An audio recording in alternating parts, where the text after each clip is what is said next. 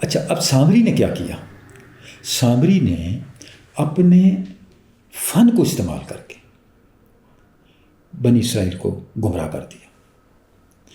یعنی اس نے اپنا ایک ایسا روپ بنی اسرائیل کے سامنے پیش کیا کہ بنی اسرائیل نے سامری کو اپنا رہنما، روحانی رہنما اور خدا رسیدہ اور خدا تک پہنچانے والا رہنما مان لیا، اور جس شے کو اس نے خدا قرار دیا اسی کی پوجا میں لگ گئے.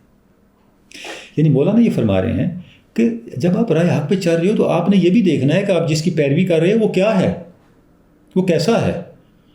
کیا وہ حقیقی معنوں میں عارف ربانی ہے، یا اس نے حلیہ اختیار کر رکھا ہے اور اندر سے وہ شیطان کا پیروکار ہے؟ یہ بھی آپ نے دیکھنا ہے.